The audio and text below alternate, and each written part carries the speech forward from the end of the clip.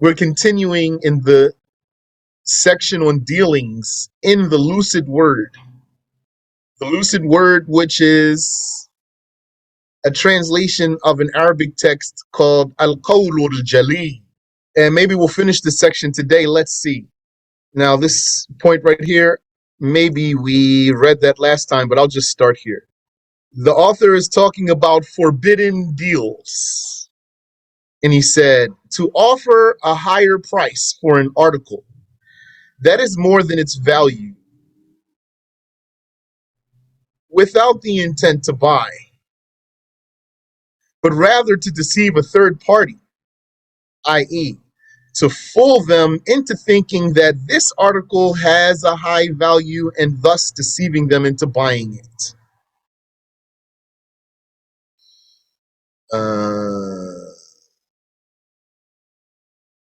So actually, I want to look at the English there. I mean, the Arabic. Let me see here. All right, here's the Arabic text. And it is forbidden to increase the price of some commodity or merchandise more than its value, not with the intention to buy it, but to deceive someone else. Rather, to give that one the impression that this merchandise has high value, so that that one would be deceived and then buy it. Okay, so I'm not going to comment on that. I'll just read those words as they are, like I just did now, and let's move on. To separate a female slave from her child through sale and the like, not only sale, even if she accepts before the child reaches the capacity to discern, yani while the child is still dependent on the mother. So that's clear. A slave woman has a small child, so you can't separate this small child from its mother before the child reaches the ability to discern, like 7 years old, for example. That's clear. For either contracting party to cheat in dealings, and the seller or the buyer, to cheat in dealings, any kind of cheating. You can't even cheat a kafir. You can't cheat in your dealings. By hiding the defect, but you know that's a valid sale. If you sold a defective item without exposing the defect, you knew the defect was there and you didn't expose it to the buyer, that's a valid sale. That means the money becomes yours and the item becomes his. But that's haram. Also, to deceive when measuring articles by volume. Volume basically means the container space, how much space it takes up.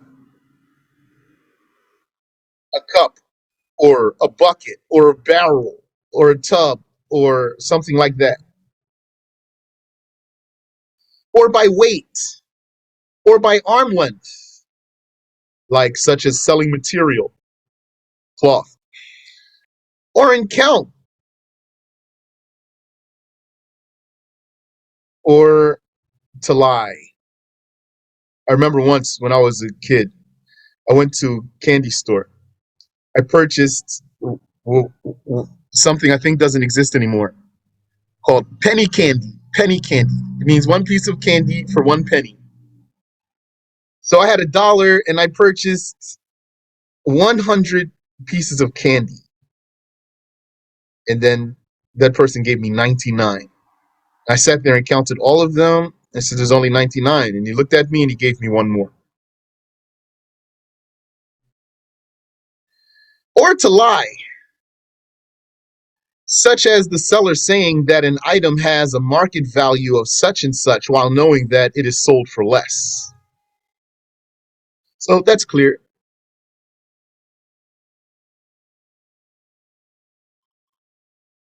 Then the author goes to talk about usury in loans. Interesting, that is. He said, to sell cotton or other goods to someone who does not have all the money to pay for the goods, for instance. Sold it to him while he doesn't have the money to pay for all of it. And then for the seller of the aforementioned goods to lend the buyer additional dirhams. Yani he gave him a loan, for example, in order to raise the price of the merchandise because of this loan. So he sold him some goods, and the one who's buying doesn't have enough money to pay for all of it, and he gives him a loan, and he stipulates a condition for this loan, which is to raise the price of those original goods, i.e. in such a manner that the extra charge is imposed as a condition because of the loan. So that's riba. He says, so what if the article on sale and he buys it on sale,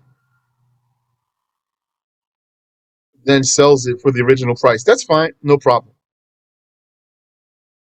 You can sell something that you have for any amount of profit or loss you want. You can sell your socks for $10,000 if you wanted to. Your used ones, your used socks. Wa alaikum assalam wa rahmatullah. Question. Shaykh, what happens when someone purchases insurance, for example? So this is something that happens when someone buys insurance not on an annual basis but a monthly basis, and there's an extra charge because of paying monthly as opposed to annually. Does that count? That comes under this, doesn't it? No, because you can't buy insurance anyway. So if the person were buying insurance, then either he's doing that because he's forced to, Yeah. or he's just doing an invalid deal and not fearing Allah. So if he's doing it because he's forced to, then he's just going to do what he has to do so that they don't harm him. Yani, the harm they're going to inflict on him is greater than the insurance that he's going to pay, or whatever charges they want to, basically whatever fines they want to impose on him. That's going to be, the insurance itself is going to be lighter than whatever punishment they have if he doesn't do it. So then he's just going to do whatever he has to do and hate it in his heart. Okay, It's an obligation to hate it in his heart. And if he just buys the insurance, amin wa fikum, if he just buys the insurance because he wants it, that's haram and it's not valid. Then he gives another example. To lend money to a weaver or other wage earner, yani, or some other wage earner, a worker, and hire him for less than the going rate because of this loan, i.e. to make it, if you take out the word as, to make it a condition. In some places, this is called ar-rabta, still riba, getting a benefit from a loan.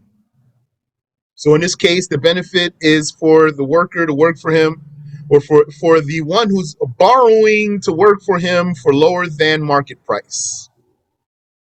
And then he says to lend money to farmers until the harvest, on the condition, or under the condition, that they sell the lender their yield at a slightly lower price.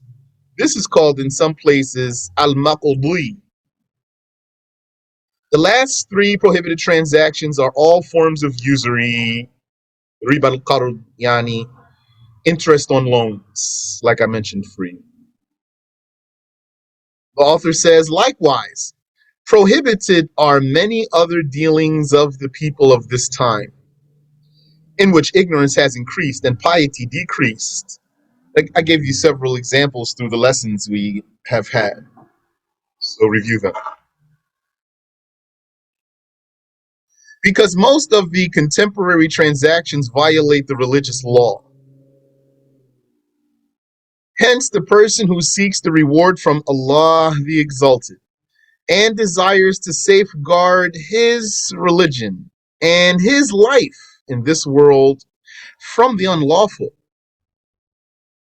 must learn what he needs of the religious knowledge so that he knows what is lawful for him to do and what is unlawful to do before engaging in various dealings via verbal transmission from a scholar who is scrupulous. And the way to learn is by verbal transmission from a scholar who is scrupulous. Scrupulous means meticulous. This is the way to learn. Subhanallah, the Shaykh, he warned from a fraudulent Sufi order called the Tijaniyya. And he said one of their claims is that they take knowledge from the hearts of their sheikhs. So they say they take knowledge from heart to heart, not verbally, not from the tongue of the teacher to the ear of the student, but that they take knowledge from the heart of the sheikh to the heart of the student. Shaykh warned us from these people. So I recently did a lesson, just put it like the other day, and mentions this. So a couple of those people, they told me, don't warn against Tijaniya, don't say anything, you don't know. But none of them even attempted to debunk anything the Shaykh said.